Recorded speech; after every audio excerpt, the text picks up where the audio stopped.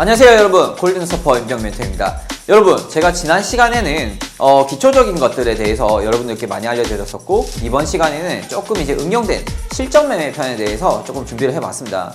그래서 이제 1탄, 2탄 이렇게 여러 개 편으로 해서 제가 준비를 해봤고요. 이번 시간에는 지지저항선 위주로 제가 한번 알려드리도록 하겠습니다.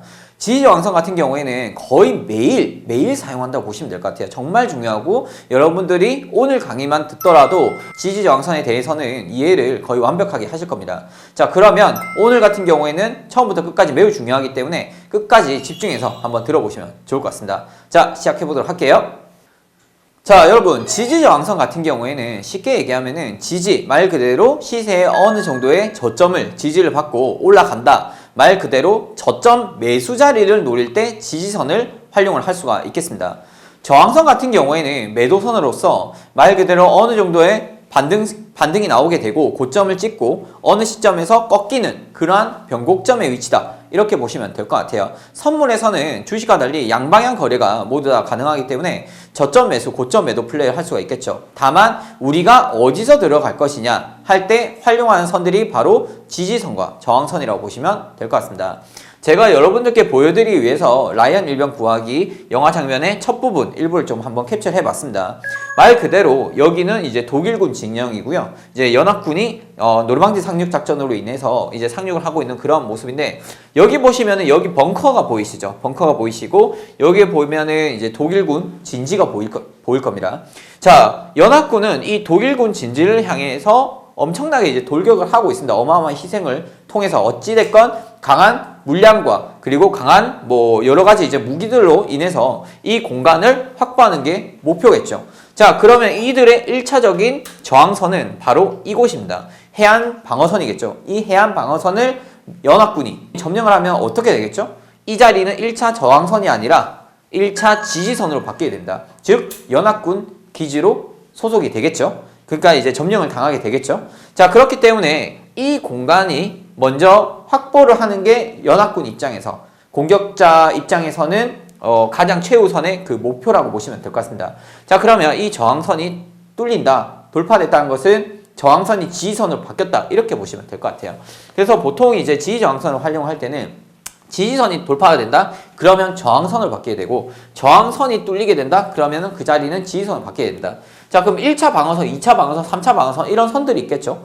말 그대로 1차 저항선, 2차 저항선, 3차 저항선인데, 매수자들의 힘이 강하게 올라가게 되면은 이 저항선들은 1차 지지선, 2차 지지선, 3차 지지선으로 바뀌게 됩니다. 자, 그렇기 때문에 이 지지선과 저항선 같은 경우에는 온갖 세력들의 매우 치열한 그러한 교정 구간, 접점 구간이었다. 그런 구간이 나중에 다시 오게 되면은 시세는 지지나 반등이 나올 수가 있기 때문에 우리가 매매를 할 때는 그런 구간에서만 최대한 기다려서 대응을 하게 되면은 거의 대부분의 수익을 낼 수가 있습니다. 물론 그 지지선이 무너질 경우에는 손절하고 그 다음 2차 지지선, 또 무너질 경우에는 3차 지지선에서 또 대응을 할 수가 있겠죠. 그리고 좀 더 전략적으로 가게 되면은 그 지지선이 무너졌을 때 스위칭을 하면서 오히려 매도 쪽으로 따라 붙던지 그런 플레이를 또 할 수가 있겠습니다. 자, 여러분, 지지저항선을 이제 활용한 이유에 대해서 한번 여러분들께 설명드리도록 할게요. 자, 차트는 시세의 흔적을 남긴다. 자, 세력들은 차트에 본인들의 거래했던 흔적을 남긴다. 자, 이렇게 제가 명시를 한번 해봤습니다.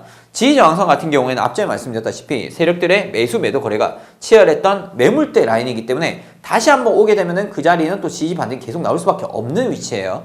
자, 매물대 라인, 즉 세력선에서 시세가 다시 온다는 것은 다시 한번 치열한 공격과 방어가 일어날 수 있다. 매우 치열한 교전 상태가 일어날 수가 있겠죠. 자, 세력선에서는 다시 한번 치열한 전투가 일어나게 되고 매수와 매도의 힘의 싸움. 자, 그 둘 중 강한 자가 결국 세력선의 주인이 되게 되어 있습니다. 자, 무작정 아무 자리를 막 들어간다. 그러면은 치열한 전투에 희생당할 가능성이 높기 때문에 우리는 세력들의 치열했던 매우 중요한 지지저항선 라인들만 기다려서 대응을 하는 게 우리 생존 확률이 좀 더 높아지겠죠. 그만큼 수익률도 높아질 가능성이 높습니다. 즉, 지지선과 저항선이 있을 경우에 여러분들은 이런 공간에서, 이러한 위치에서만 대응을 하셔야지 요 가운데 이 애매모호한 자리에서는 대응을 하지 마시라는 거예요. 자, 여러분, 지지저항선의 종류에 대해서 제가 한번 말씀드리도록 하겠습니다.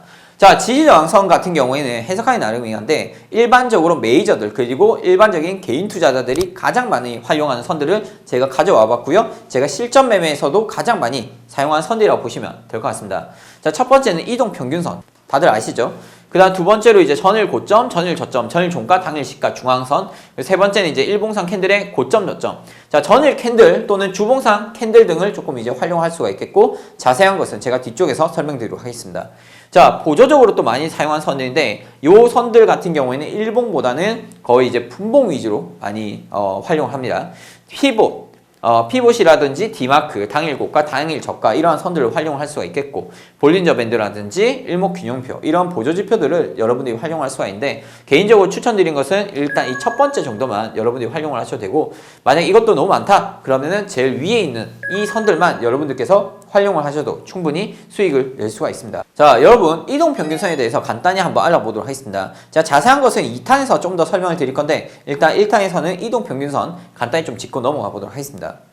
자, 여러분 이동평균선을 활용한 지지저항선 어떻게 여러분들 설정하시는지 잘 모르는 분들이 계시기 때문에 이거 간단하게 조금 짚고 넘어가도록 할게요. 여러분들 보통 이제 여러분들 쓰시는 HTS 상에서 차트를 키시고 거기서 우측 마우스 우클릭을 하시게 되면은 차트 설정 또는 지표 추가 같은 그러한 버튼들이 있습니다. 그걸 클릭을 하시게 되면은 거기서 가격 이동 평균을 찾으시면 될 것 같고요. 자, 여기서 보시면은 이제 가격 이동 평균이라고 해서 보통 이제 이평선들을 여러분들이 설정을 하실 수가 있는데 보통 가장 많이 쓰는 선들은 5일선, 11선, 21선, 61선, 121선입니다.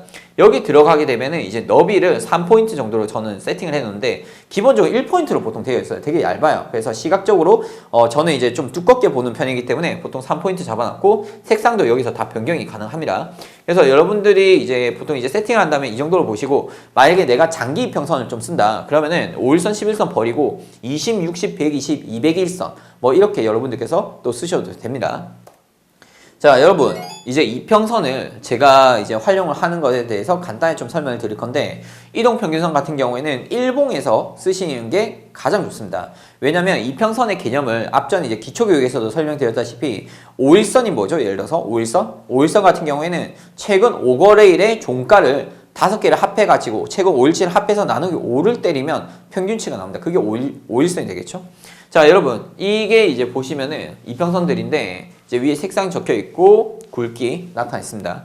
자, 최근에 2021년도 이제 10월 장세에 대해서 제가 좀 설명을 드릴 건데 여기 보시면은 이제 앞전에 이평선들이 처음에는 지지 역할을 합니다. 21선, 빨간색 선 21선입니다. 지지 역할을 했었지만 이때 당시에 이제 무너졌었고 이때부터 이제 5일선이 21선을 깨고 내려가는 데드크로스 장세가 연출이 되게 되었습니다.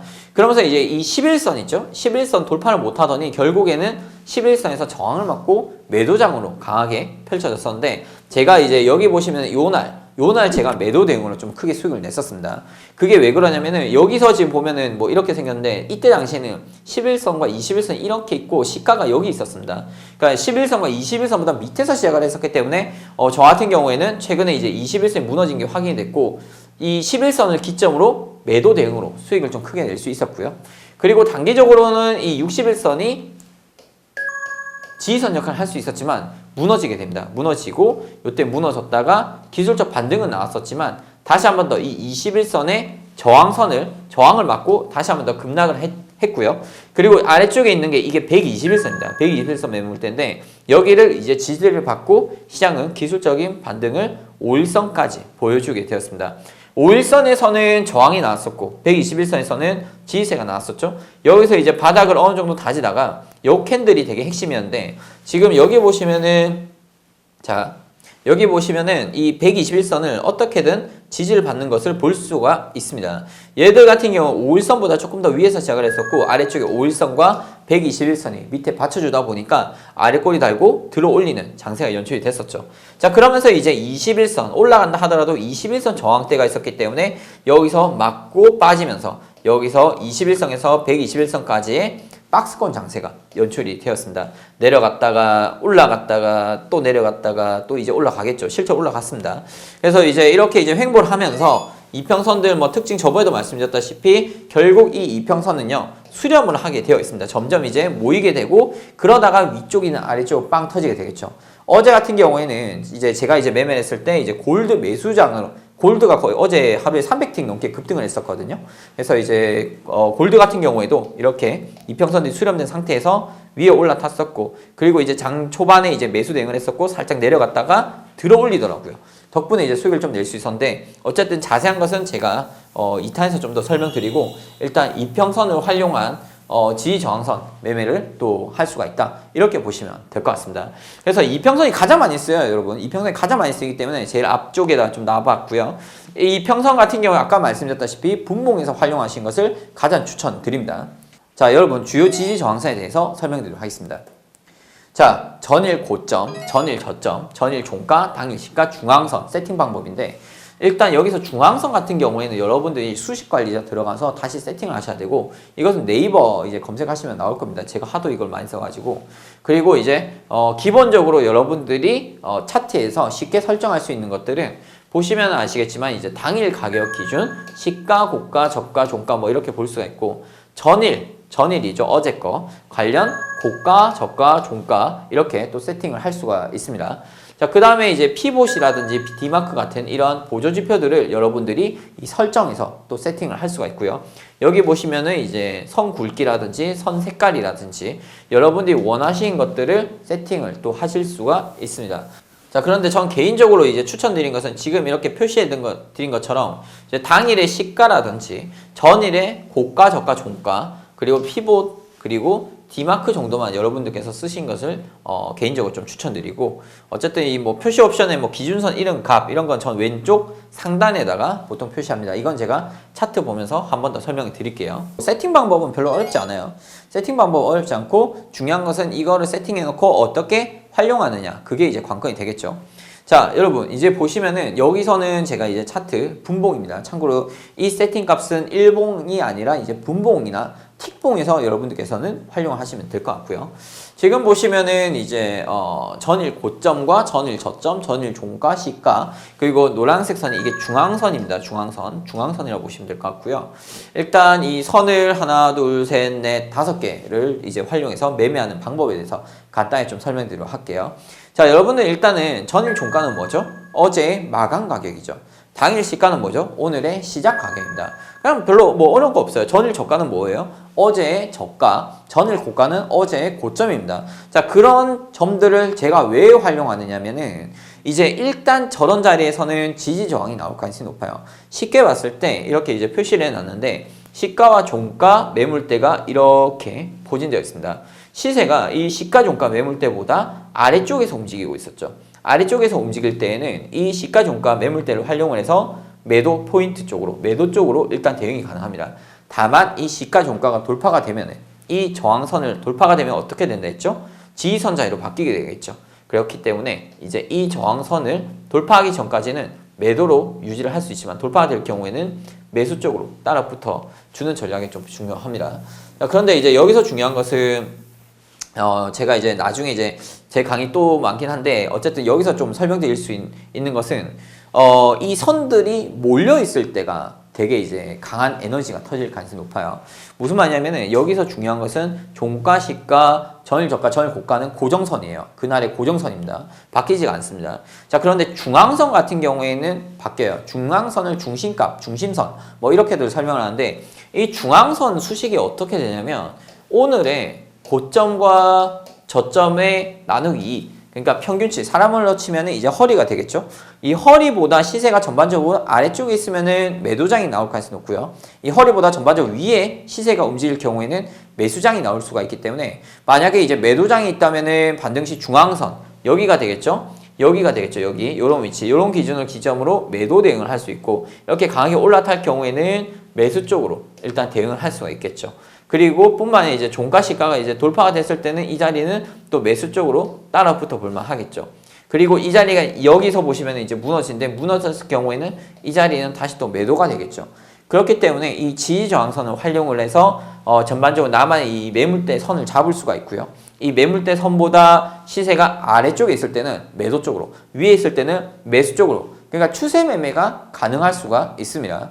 그렇기 때문에 여러분들께서는 기본적으로 쓸 수 있는 전고, 전저, 전종, 당일시가, 중앙선 이 정도만 여러분들이 활용하시더라도 충분하게 수익을 또 낼 수가 있어요. 다만 이제 매매 기법을 쓰실 때 조금 이제 주의하셔야 될 점은 이제 휩소 부분이거든요. 휩소가 뭐예요? 말 그대로 이제 속임수가 되겠죠. 속임수. 예를 들어서 여기 보시면 올라타는 것처럼 보이다가 다시 또 고꾸라져 버렸어요. 이런 식으로. 결국 이제 가긴 갔어요. 결국 가긴 갔는데 이렇게 흔들어 버릴 가능성이 높기 때문에 이때를 위해서 조금 이제 보조적인 지표들을 활용하시는 것도 나쁘지가 않습니다. 이런 휩소를 잡기 위해서. 자, 근데 문제는 이제 이런 휩소를 잡기 위해서 또 뭐 희한한 보조표 쓰다가 오히려 더 헷갈려 버릴 수가 있기 때문에 이제 만약에 이제 여러분들께서 보조 지표를 활용한 이제 매매를 추가적으로 구사를 하고 싶다, 전략을 새로 만들고 싶다, 그러면은 꼭 테스트를 하고 매매하시는 것을 추천드립니다. 자, 여러분, 일봉의 캔들의 고점과 저점을 활용을 해서도 여러분들께서 또 매매를 할 수가 있어요. 아까는 제가 분봉을 가지고 이제 매매한 것에 대해서 설명을 드렸고, 이번에는 이제 일봉을 가지고 매매하는 것에 대해서 설명드리겠습니다. 자, 되게 그냥 뭐 단순하게 한번 보도록 할게요. 일단 이평선을 다 무시하십시오. 이평선 없다 생각을 하고 이 캔들만 뒀을 때 이게 일봉이거든요. 일봉상 이제 이때 같은 경우에 이제 저점이 여기에 이제 형성이 됩니다. 저점이 형성이 되고 이 위치가 14,400포인트가 되어 있습니다. 14,400포인트가 되는데 지금 이제 보시면은 기본적으로 저는 나스닥 같은 경우에는 100포인트 단위로 끊거든요. 예를 들어서 뭐 보시면 아시겠지만 14,400, 500, 600, 700, 800, 900 그러니까 100포인트를 간격으로 뒀을 때 지지선과 저항선을 기본적으로 전 두고 매매하는 편입니다. 자, 그런데 이제 여기 보시면은 이제 121선 위치가 있었고 이때 1차적으로 121선 지지를 받았죠. 그러다가 이제 다음날 좀 더 이제 급락이 나왔었고 저점을 14,400쯤에 형성을 하게 됩니다. 14,400보다는 조금 더 슈팅이 나왔었어요. 좀 더 아래쪽까지. 자, 그런데 퉁쳐서 이제 14,400이라고 봤을 때 이제 여기서 이제 강한 어느 정도의 매수세가 좀 위협이 됐었기 때문에 다음날 이제 시가가 121선 밑에서 시작을 했었지만 이평선과 이 갭이 좀 벌어져 있길래 저는 전저라인 부근에서 저점 매수를 한번 해보자 말씀드렸었고 저점 매수 대응을 했었어요. 그래서 덕분에 이제 수익을 냈는데 많이 못 봤어요. 왜냐면 여기 보면은 요 하늘색 5일선 저항선이 있었기 때문에 1차적으로는 저 정도까지만 봅시다. 그래도 100포인트가 넘는 수익을 가져갈 수가 있거든요. 그래서 이런 이제 앞전에 저점 매물대를 활용한 매수 시점을 또 잡아낼 수가 있고 또 이제 그 다음 3일째 되던 해에는 여기 보면은 5일선보다 전반적으로 위에서 시작을 했었습니다. 그러니까 이제 이날보다 이 둘째 날보다는 셋째 날이 훨씬 더 좋은 위치에서 시작을 했습니다. 자, 셋째 날 같은 경우에는 5일선과 121선보다 전반적으로 위에서 시작을 했었기 때문에 얘들은 내려간다 하더라도 또 지지받고 이런 식으로 올라갈 수 있는 그런 흐름이 나타날 수가 있겠죠. 그 위치가 바로 전전일 매물대 그리고 전일 매물대 저점이겠죠. 그런 것들을 조금 이제 활용을 할 수가 있었습니다. 자, 그런데 중요한 것은 얘들이 이제 얼마까지 갈 거냐가 이제 관건이거든요. 여러분들 매매를 하시다 보면은. 그러니까 예를 들어서 여러분들이 이제 저점 매수를 잘 들어갔어요. 잘 들어갔는데 얘를 어디까지 볼 거냐, 어디까지 갈 수 있을까 했을 때 이 앞전에 이 매물대 보이시죠? 캔들의 고점에 이 매물대들을 조금 활용해서 내가 산 매물대 가격의 거리에 보통 이제 안전하게는 안전율을 70% 또는 80% 정도 곱할 수가 있습니다. 예를 들어서 여기서 여기까지 거리가 한 300포인트 정도가 돼요. 그럼 실제 내가 이 고점, 앞전에 이 최고점까지 올라서 팔면 제일 좋은데 지금 보셨다시피 가다 말았어. 물론 결국엔 뚫었어요. 나중에는 며칠 뒤에 뚫었는데 어찌됐건 간에 장중에는 가다가 말기 때문에 여러분들은 심리적으로 수익이 나가다가 수익이 다 뭐 좀 어느 정도 본전이 온다든지 또는 수익이 줄다든지 그런 상황을 겪게 됩니다. 심리적으로 많이 위축이 될 수가 있어요. 그래서 저 같은 경우에 이제 제가 보는 목표가 거리의 최고점, 거리의 7, 80% 정도만 목표를 잡습니다. 그쯤에서는 올청산하는 거죠. 그 위치가 바로 여기 구간에 보시면 됩니다. 자, 그리고 자, 이렇게 해서 이제 올라갔었고 이때 당시에 이제 고점이 형성이 되죠. 고점이 형성이 됐었고 이제 이날 보도록 하겠습니다. 여기 체크 구간 이날 보면은 이제 다음날 시가가 여기서 시작을 했어요. 여기서 시작을 했었는데 얘가 여기가 아니고 여기네요. 여기서 시작을 했었는데 일단은 위에 21선 저항도 있겠다. 어제 같은 경우에는 위쪽에 이제 윗꼬리가 좀 길게 나왔었기 때문에 이 부분에 오면은 또 매도가 나올 수가 있겠구나 하고 앞전에 캔들의 고점을 활용한 고점 매도 대응이 또 가능할 수가 있겠죠. 자, 그렇기 때문에 여기서 보셨다시피 일단 앞전에 캔들의 저점과 고점들을 활용한 저점 매수 그리고 목표가 잡는 거 그리고 고점 매도까지 여러분들께서 또 활용을 하실 수가 있어요. 그래서 이제 여러분들께서는 이 일봉을 봤을 때 이평선 보는 것도 중요하지만 앞전에 그 캔들, 앞전에 그 매물대, 특히 장대 양봉이나 장대 음봉, 이런 장대 양봉이나 장대 음봉이나 장대 양봉 같은 캔들이 나왔을 때 그거는 어마어마한 매도와 매수 세력들의 움직임이었거든요. 거기서 어떤 애가 이겼는지, 지금 이 캔들 같은 경우에는 장대 음봉이 나왔잖아요. 이거 같은 경우에 누가 이긴 거죠? 장대 음봉이 나왔기 때문에 매도가 매수를 거의 진 눌러버린 겁니다. 그렇기 때문에 올라오게 되면은 다시 한 번 더 매도가 또 나올 수 있다고 해석할 수가 있겠죠. 만약에 지금 보셨다시피 이런 이제 아래 꼬리단 양봉이 나오게 되면 그것도 저점에서 그럼 다음날 또 올라갈 수가 있다, 이렇게 해석을 할 수가 있겠죠. 자, 그렇기 때문에 이 캔들의 모양과 그리고 장대 양봉 그리고 아래 꼬리가 긴 캔들에 대한 여러분들이 성향을, 그 성질을 좀 알고 있으시면은 훨씬 더 매매를 수월하게 하실 수가 있습니다. 자, 여러분 이제는 보조 지지 저항선에 대해서 한번 설명드리도록 할게요. 여러분은 실전 매매를 하실 때는 이 보조 지지 저항선까지는 안 보셔도 돼요. 사실 안 보셔도 되는데 좀 더 디테일 매매를 원하시는 분들께서는 보시고 매매하신 것을 추천드립니다. 자, 지금 보조지표 같은 경우에는 개인적으로 아까 앞전에도 말씀드렸다시피 피봇이나 디마크 또는 이제 당일의 고가, 당일의 저가 정도 활용하신 것을 좀 추천드립니다. 근데 이거를 잘못 썼다가는 여러분의 페이크에 당할 수가 있어요. 그래서 매매를 하실 때는 꼭 이거에 대한 검증을 하고 여러분들 매매 기법 만들어 놓고 실전 매매 하신 거 추천드립니다. 자, 보도록 하겠습니다. 저는 개인적으로 피봇과 디마크, 당일 고가, 당일 저가까지 다 보면서 매매하는 스타일이긴 해요. 근데 이제 비중, 우선순위를 준다, 조금 헷갈린다, 그런 경우에 우선순위 주는 애들은 아까 앞에서 말씀드렸던 뭐 전일 종가나 당일 시가 뭐 그런 애들이라고 보시면 될 것 같습니다.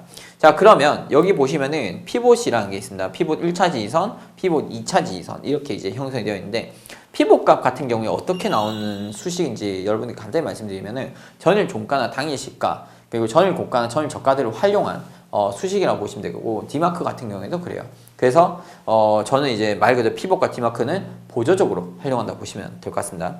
자, 피봇 같은 경우에는 14,619포인트에 이제 형성이 되어 있었는데 디마크 같은 경우에는 14,578포인트에 포진되어 있었습니다. 즉 여기 공간 자체가 저점이구나, 저점 매수를 한번 해볼 수 있겠구나, 이렇게 볼 수가 있겠죠. 자, 여러분 지금 여기서 중요한 건 뭐냐면 보세요. 여기서 여기까지 거리가 40포인트밖에 차이가 안 나요. 그러면은 이제 여러분들이 이제 생각을 하게 될 겁니다. 피봇에서 매수를 할까, 디마크에서 매수를 할까?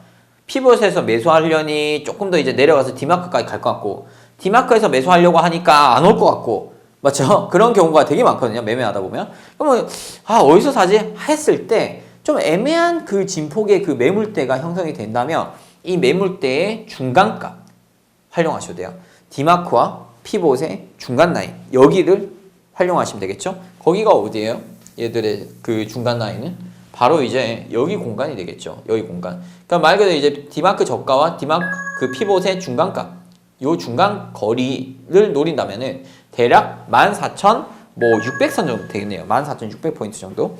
자, 그러면은 이 14,600포인트 같은 경우가 이제 저점 자리로 볼 수가 있고, 지금 여기서 거의 650포인트까지 올라갔다가 다시 한 번 더 피봇 라인 지지받고 올라갔다가 또 600선까지 내려갔다 쌍바닥 찍고 급등을 합니다. 이때 100포인트 넘게 올라가요. 거의 한 400틱, 500틱, 거의 겨우에 775포인트까지 올라갔다 또 빠졌다 왔다 갔다 하는데, 중요한 것은 바로 여기 포인트인 거죠. 바로 여기 공간을 보시면은 피봇과 디마크를 활용한 매물대 라인을 활용을 해서 저점 매수를 성공시킬 수가 있었습니다. 자, 이게 바로 사실은 어제 저녁 차트예요. 제가 어제 방송할 때 이거 여기 자리를 제가 잡아드려가지고 수익을 좀 많이 냈었거든요. 근데 어찌됐건 간에 이게 나중에 저녁에도 부분까지 이제 오게 되면서 또 수익을 낼 수 있었는데, 어쨌든 이 피봇과 디마크의 중심 라인, 즉 이 딱 떨어진 수치도 또 14,600포인트 딱 좋은 수치였거든요. 그래서 해볼만 했다, 이렇게 보시면 되고, 역시나 이제 보시면은 이 지지선에서 그러면 이제 어디까지 갈 거냐가 이제 관건이잖아요. 어디까지 갈 것이냐, 이거는 이제 여러분들이 선택하기 나름이에요. 디마크까지 갈 수도 있고, 피봇까지 갈 수도 있고, 단일 고가까지 갈 수도 있고, 디마크 고가까지 갈 수도 있는 거예요. 근데 이거 같은 경우에는 이제 오늘의 고가까지 갔다가 이제 빠져버렸었거든요. 자, 그런데 여기서 중요한 것은 디마크까지만 보더라도 여러분들이 600포인트에 매수해서 737포인트에 판다. 그러면 137포인트의 수익을 가져갈 수 있는데, 곱하기 4 때리면은 거의 520포인트 이상을 좀 수익을 가져갈 수, 520틱 이상 가져갔겠죠. 얘는 100포인트 200만원이기 때문에 지금 거의 한 260만원, 270만원 정도의 수익을 한 계약으로만 요만큼을 또 가져갈 수 있었고, 좀 더 버텼다면 좀 더 가져갈 수 있었겠죠. 근데 제가 아까 말씀드렸다시피 100%의 욕심을 다 가져가면 안 돼요. 적당히 내가 보는 목표값이 예를 들어서 여기서 여기까지야. 그럼 이 거리의 70%면은 여기쯤 될 거거든요. 여기가 딱 꺾였어요. 그죠? 딱 꺾여주죠. 요렇게 이제 딱딱 떨어지는 그러한 위치들이 있거든요. 그래서 여러분들이 매매를 하실 때는 진입하는 것도 좋은데 청산하는 것도 정말 중요합니다. 청산도 너무 짧게 팔면은 안타 쳤더니 홈런이야 원래는. 근데 너무 소심하게 쳐버린 거야. 그죠? 너무 짧게 먹고 빠지면 그것도 아쉽고, 너무 또 길게 저위를 봤더니 가닥 꼬꾸라지고, 이런 경우가 있기 때문에 내가 보는 최고의 목표가 기준으로 70% 수준까지만 보시더라도 여러분들 충분히 수익을 내실 수가 있고요. 그리고 50% 수준까지만 보시더라도 충분히 수익을 가져가실 수가 있다. 이렇게 보시면 될 것 같습니다. 그래서 이런 식으로 보조지표를 활용한 이제 고점이라든지 저점들을 좀 활용을 할 수가 있겠고, 이걸 차트를 거꾸로 놓으면 매도 자리가 또 나올 수도 있겠죠. 그래서 매도 같은 경우에도 이제 반대로 여기 보시면 이제 당일 고가, 아침에 이제 선들, 여기 보시면은 당일 고가선, 디마코 고가선 이렇게 형성이 되는데, 이 당일 고가 일단 무시하세요. 여기서는 지금 보니까 이게 어제 선인데 지금 오늘까지 이게 이어져서 지금 표시가 좀 헷갈리는데, 당일 고가선 무시하시고 디마크 선을 활용한다면 딱 14,800선이 포진되어 있죠. 그리고 여기서 지금 꺾이게 되어 있는데, 말씀드렸다시피 이제 디마크 고가 라인이라든지 피봇이라든지 피봇 기준선, 이러한 영역의 또 중간값들은 또 한 번에 매도 영역으로 또 볼 수가 있기 때문에 매도 진입 포인트를 또 잡을 수가 있겠죠. 그래서 어찌됐건 간에 여러분들께서 이 보조지표 같은 경우에는 말 그대로 보조지표입니다. 개인적으로는 솔직히 말씀드리면 이게 장기선, 제가 쓰는 울트라 시스템상에서 장기선의 위치가 10분봉이 있었어요. 그 위치가 여기였습니다. 780 매물대. 그래서 저희가 이제 어제 매매할 때는 여기서 고점 매도를 한번 잡을 수가 있었는데, 사실 2번 정도 들어갈 수 있었는데 제가 한 번만 했었거든요. 그냥 조금 더 올라올 줄 알았어요.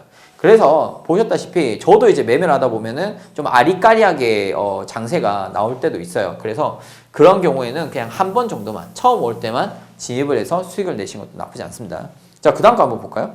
자, 볼린저 밴드가 있는데, 이거는 사실 이제 뭐 저는 개인적으로 잘 안 써요. 볼밴은 안 쓰는데 쓰시는 분들이 꽤 계셔가지고 이건 좀 갖고 나와봤습니다. 그냥 볼밴은요, 중심선이 있고 상단선이 있고 하단선이 있어요. 선 총 3가지인데, 쉽게 보면은 이제 하단선까지 내려오면은 매수, 그 다음에 너무 하단 내려갔다가 올라왔을 때는 일단 한번 매도 대응 가능하고, 또 내려왔을 때 하단선에서 매수, 그 다음에 이제 이 상단선에서 매도인데, 제가 이거를 뭐 갖고 나왔는데, 이건 기본 수치를 설정을 해서 제가 갖고 나왔거든요.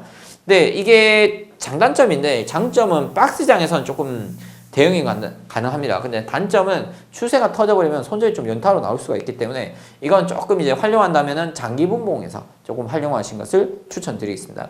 그리고 이제 일목균형표 같은 경우에도 보시면 아시겠지만, 이거 같은 경우에도 뭐 다 필요 없고 일단 후행 스팬, 선행 스팬 이런 것들을 활용하시면 되고요. 이제 이러한 이제 스팬선을 활용했을 때 뭐 이런 이제 흰색 선 있죠? 이런 흰색 선을 기준으로 매수 대응을 하다가 무너지면 이 자리엔 다시 매도로 됐다가 다시 올라탔죠. 요때 당시에 올라타면 다시 또 매수 쪽으로 따라 붙을 수가 있고, 그런 식으로 하다가 이제 눌러줄 때 이렇게 이제 숨겨진 또 지지선들이 있거든요. 이런 선들을 활용을 해서 또 이제 매수 자리들을 노릴 수가 있겠죠. 근데 너무 고점이기 때문에 저는 이제 보통 이런 상황에서는 이런 구간이나 이런 구간을 좀 기다려서 매매를 하는 편인데, 이때 당시에는 올라와서 시세를 안 주네요. 그래서 이렇게 이제 일목균형표를 활용을 해서 여러분들께서도 수익을 낼 수 있는데, 전 개인적으로 아까 말씀드렸다시피 볼린저 밴드라든지 일목균형표 같은 경우는 개인적으로 뭐 많이 쓰는 편은 아닙니다. 근데 이거 또 이제 투자자 성향이기 때문에 여러분들께서 만약에 내가 봤을 땐 볼밴드나 일목을 써도 괜찮은 것 같아, 그럼 쓰셔도 상관없어요. 그래서 어쨌든 오늘은 한번 좀 들고 나와봤고요. 그 다음 페이지를 보시도록 하겠습니다. 자, 이제는 좀 실전 매매인데, 어차피 실전 매매 뭐 차트 제가 따로 갖고 나가긴 했는데 앞에서 거의 좀 어느 정도 설명드렸어요. 그래서 지금 보시면은 조금 이해하기가 수월하실 수도 있겠습니다. 이제 지지저항선 활용한 데이 트레이딩 차트 일봉이 이평선 이제 매매 편이고요. 일단 지금 거는 조금 간단하게 짚고 넘어가고 다음 시간에 좀 더 자세하게 설명드리도록 하겠습니다.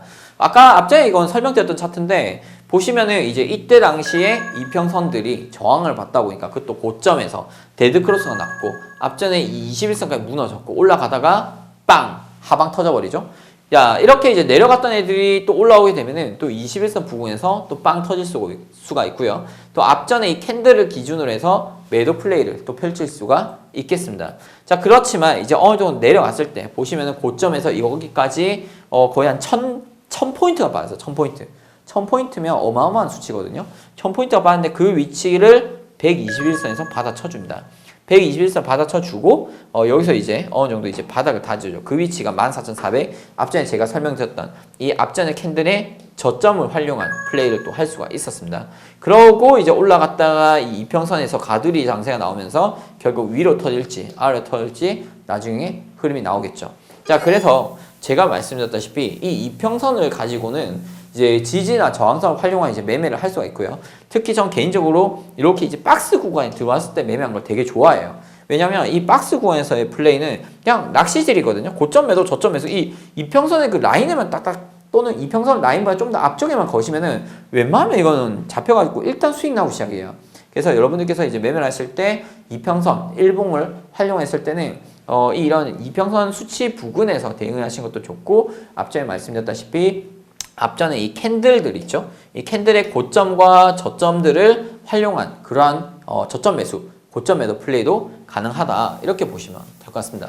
자, 여러분 이제 마지막으로 자, 보셨다시피 이제 분봉 차트인데 이건 제가 이제 쓰는 울트라 차트인데 좀 상당히 복잡해요. 복잡해 보입니다. 근데 이것도 뜯어보면 별거 없어요. 뜯어보면 별거 없는데 써봤자 뭐 전일 종가, 시가, 전일 저가, 디마크, 피봇 라인들을 제가 좀 넣어놓은 거고, 가운데 있는 게 이게 중앙선입니다. 중앙선 수치고, 요 가운데 있는 점선이라든지 이런 이제 추세선, 추세 신호, 이거는 빨간불이 떴을 때는 매수 신호, 그 다음에 주황색 선이 파란색 선보다 위에 있을 때는 매수 플레이가 가능한 그러한 추세선이라고 보시면 될 것 같습니다.